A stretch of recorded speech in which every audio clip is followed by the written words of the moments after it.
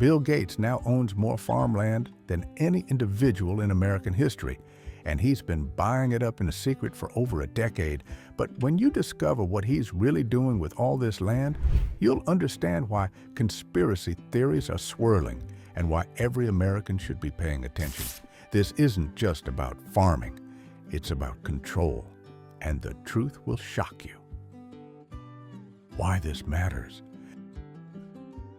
Most Americans have no idea that while we were all focused on Gates stepping away from Microsoft and fighting global diseases, he was quietly executing one of the largest land grabs in modern American history. We're not talking about buying a few acres for a weekend retreat. This is a systematic acquisition of America's most fertile farmland that's been flying under the radar for years. And here's why every American should care. Whoever controls the food supply controls the people. Think about it. We worry about foreign countries buying up American real estate, but we've got one of the world's richest men quietly assembling a farming empire that could influence what ends up on your dinner table. The same guy who wants to revolutionize everything from vaccines to climate change is now positioning himself at the heart of American agriculture. And the timing isn't coincidental. It's strategic. And the implications are staggering. The scope of his land empire. The numbers will blow your mind. Bill Gates now owns 242,000 acres of American farmland spread across 18 states. To put that in perspective, that's larger than New York City, bigger than most counties, and it makes him the single largest private farmland owner in the entire United States. We're talking about an area so vast that if you tried to walk across it, you'd be walking for weeks. His biggest holdings stretch across the heartland of America. Over 69,000 acres in Louisiana, nearly 48,000 acres in Arkansas, and about 20,500 acres in Nebraska. But here's what's really mind-blowing. He didn't just buy random plots of land. Gates specifically targeted some of the most fertile, productive agricultural land in America. The kind of black soil that built the Midwest, the Delta land that's been feeding the nation for generations. This wasn't random investing. This was strategic acquisition of America's agricultural crown jewels. Why is a tech billionaire buying farmland? This is where things get really interesting and, frankly, a little unsettling. Why would a guy who made his fortune in software suddenly become obsessed with dirt and crops? Gates claims it's about fighting climate change and feeding the world, but let's think about this logically. It raises the question, is this just a smart investment or a strategic move to influence how we grow and consume food in America? Here's what we know for sure. Gates has been buying this land through his investment company, Cascade Investment, often paying well above market value to secure the deals. He's not looking for bargains. He's willing to pay premium prices to get exactly the land he wants. That tells us this isn't just about making money from farming. When someone pays 20 to 30% above market value for farmland, they've got bigger plans than growing corn and soybeans. But Arkansas? That's where things start getting really interesting. Where the farms are and what they grow. Here's where this story gets really unsettling. Gates didn't just randomly buy farmland. He cherry-picked America's agricultural crown jewels with the precision of a military strategist. And when you see the pattern of where these farms are located, you'll understand why so many people think there's something bigger going on here. Let's start in Louisiana, where Gates owns over 69,000 acres in the heart of the Mississippi River Delta. Now, if you've ever driven through Louisiana farm country, you know this isn't just any farmland. This is some of the richest, most fertile soil on the planet. We're talking about land that's been feeding America for generations, where rice fields stretch to the horizon and sugarcane grows so thick you can't see through it. But here's what should make your blood run cold. Gates doesn't just own scattered plots here and there. He owns entire agricultural districts. Drive through these areas today and you'll see something that would make your grandfather roll over in his grave, where there used to be dozens of family farms with names like Johnson's Place and Miller's Bottom. Now there are industrial complexes with Gates Company logos on grain elevators the size of city buildings. Local farmers tell stories about how the landscape changed almost overnight. One day they're farming next to the Smiths and the Browns, families who'd been working that land for 3 generations, and the next day they're surrounded by operations so massive they need GPS just to find the property lines. But here's where it gets really interesting, and frankly, a little scary. Gates Louisiana holdings aren't just about rice and sugarcane. Local residents report seeing research plots with crops they don't recognize, fields marked with signs warning against trespassing, and equipment that looks more like something from a NASA facility than a farm. One local farmer told me he's been working rice fields his whole life, but he's never seen varieties like what Gates is growing. It's rice, but it ain't rice, he said. Grows in conditions that would kill anything we've ever planted. Moving up to Arkansas, Gates controls nearly 48,000 acres of prime Delta farmland, and this is where the pattern becomes impossible to ignore. These aren't random purchases.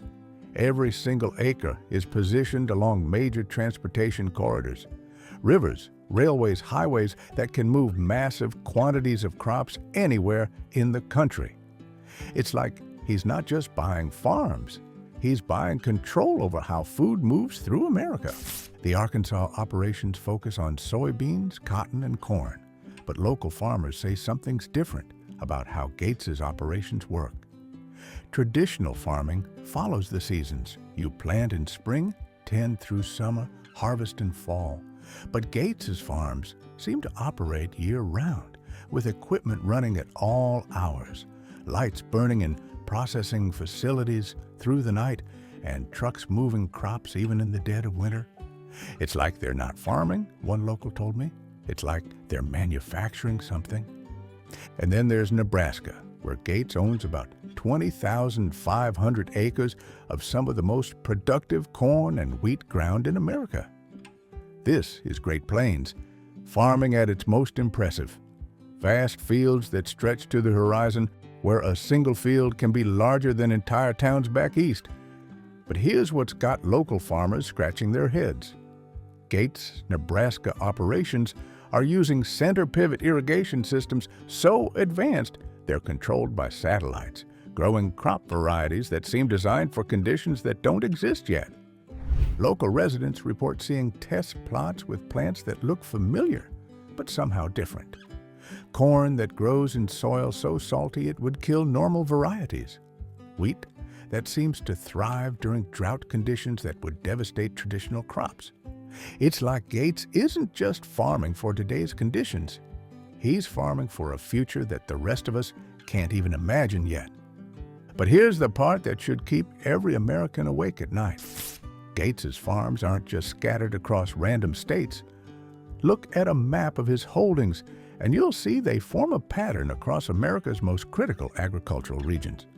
Louisiana controls rice exports to the world. Arkansas dominates soybean production that feeds both America and our allies. Nebraska sits at the heart of the grain belt that keeps food prices stable across the country. If you wanted to have maximum influence over America's food supply, and by extension, food prices and availability, these are exactly the areas you'd target. And what we found in Nebraska is something almost no one's talking about. But it explains everything. The conspiracy theories. The internet is buzzing with theories about what Gates is really up to. And honestly, some of them aren't as crazy as they might sound at first. The most common theory is that this is about population control, that Gates is positioning himself to control America's food supply as part of some larger agenda. Others believe He's planning to use this land for massive solar farms, essentially taking productive agricultural land out of food production permanently. Then there's the theory that this is all connected to his push for synthetic meat and lab-grown food alternatives. The thinking goes like this: buy up the farmland, make traditional farming less profitable, then swoop in with artificial alternatives that he happens to be investing in heavily. It sounds like science fiction, but when you look at his other investments and initiatives, the pieces start to fit together in ways that make you wonder. The most disturbing theory floating around is that Gates is creating a monopoly on America's food supply that could be used to enforce compliance with future government mandates. Think about it. If you control enough farmland and food processing, you could theoretically restrict food access to people who don't comply with certain requirements. It sounds extreme, but given Gates's history of supporting digital tracking systems and his influence over global health policies, it's not entirely far-fetched. The fact that he's been so secretive about these purchases only adds fuel to the fire. But it's not just crops he's after, it's control. Let me explain. The real strategy: power, food control, or sustainability. Now, to be fair, Gates isn't the only billionaire investing in farmland. Warren Buffett's doing it. Even big institutions are buying up agricultural land. Some see it as the safest investment on earth. After all, people will always need food, but Gates's scale and secrecy is what makes people nervous, and rightfully so. The official story is that this is all about sustainability and fighting climate change. His representatives say the farms are being used to develop more sustainable farming practices, test climate-resistant crops, and prove that large-scale agriculture can be environmentally friendly. And there's some truth to that. His operations do use advanced technology to reduce water usage, minimize chemical inputs, and maximize yields per acre. But let's be honest about what's really happening here. Gates is positioning himself at the center of America's food system at a time when food security is becoming a national security issue. Whether it's intentional or not, he's creating a situation where he has enormous influence over what Americans eat and how much it costs. The same guy who's been pushing for digital tracking of everything is now in a position to potentially track and control food production. That's not sustainability, that's power. What's particularly concerning is how this fits into Gates's broader vision for the future. He's been a vocal advocate for reducing meat consumption, promoting synthetic alternatives, and using technology to monitor and control various aspects of human behavior. His farmland purchases give him the infrastructure to potentially implement these visions on a massive scale. Whether you see this as visionary leadership or dangerous overreach probably depends on how much you trust one person to make decisions that affect millions of Americans' access to food. What this means for American farmers. Here's where this story hits home for regular Americans, especially those in farming communities. Gates' land purchases are driving up farmland prices across the country, making it harder for young farmers to get started and forcing some family operations to sell out. When someone with unlimited resources is willing to pay 30% above market value for land, it creates a bidding war that regular farmers can't win. It's like trying to buy a house when you're competing against someone who doesn't care about the price. But it's not just about land prices. Gates's high-tech farming operations are setting new standards for productivity and efficiency that smaller farmers struggle to match. His farms use satellite monitoring, GPS-guided equipment, and artificial intelligence to optimize every aspect of production. It's impressive technology, but it's also creating a two-tier system where traditional family farms can't compete with these industrial-scale operations. Bill Gates has assembled a farming empire that gives him unprecedented influence over America's food supply. And whether you see this as innovation or manipulation, depends on whether you trust his motives. What's undeniable is that this represents a fundamental shift in who controls American agriculture, from family farmers to tech billionaires. The question every American should be asking is, are we comfortable with this much power over our food supply being concentrated in the hands of one person?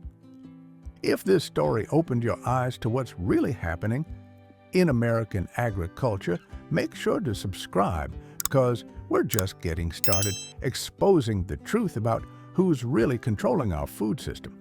And check out the next video on your screen where we reveal another shocking truth about what's happening to America's farmland, the mainstay.